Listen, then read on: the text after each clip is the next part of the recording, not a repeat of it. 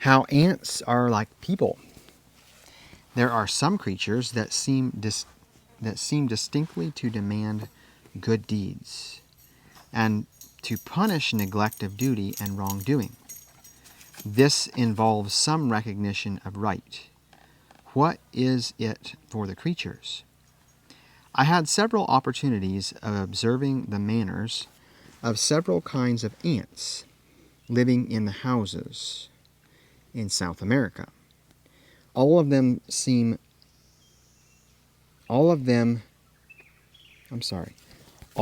very inoffensive and even useful creatures. On one occasion, I witnessed a remarkable instance of the organized action of a crowd of them. They were a minute species, but by the wonderful order and speediness with which they worked together, and which it would have been difficult to realize with men, they succeeded in performing a task apparently quite beyond their capability. They carried a dead scorpion of full-grown size up the wall of our room, from the floor to the ceiling, and then along the undersurface of a beam to a considerable distance, when at last they brought it safely into their nest in the interior of the wood. During the latter part of this journey, they had to bear the whole weight of the scorpion, together with their own, in their upside-down position, and in this way to move along the beam. The order was so perfect that not the slightest change from an absolute symmetry and equality of distances and arrangement was seen in the manner of taking hold of the body of the scorpion, and in the movement of the little army of workmen. No corps of engineers could be drilled to a more absolute perfection in the performance of a mechanical task.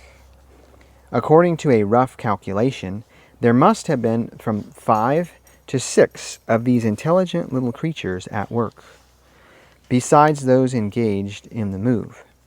A single one was sitting on the sting at the end of the scorpion's tail, as if placed there to overlook and direct the whole movements. All the rest were, without exception, at work. The operation may have lasted an hour.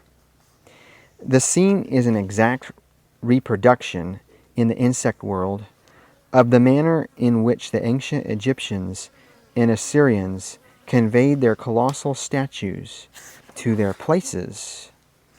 Here we see hundreds of men all dragging at the multitudinous ropes attached to the car on which the statue lay, and all pulling in time to the gestures of a single man placed on the top of the statue.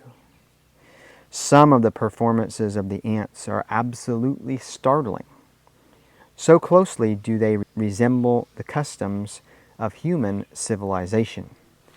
They have armies commanded by officers who issue their orders, insist upon obedience, and on the march will not permit any of the privates to stray from the ranks.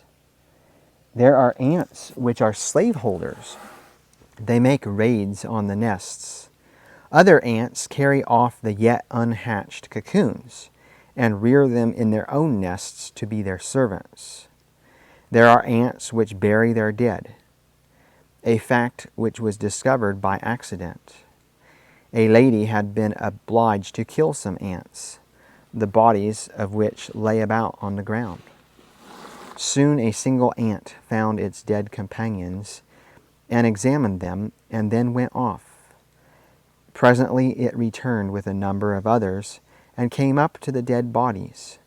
4 ants went to each dead ant, 2 lifting it, and there were 2 following. The main body, some 200 in number, following behind.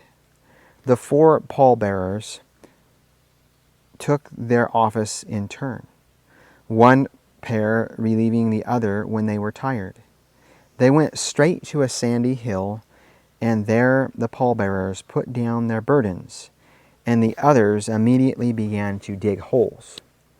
A dead ant was placed in each grave, and the soil filled in.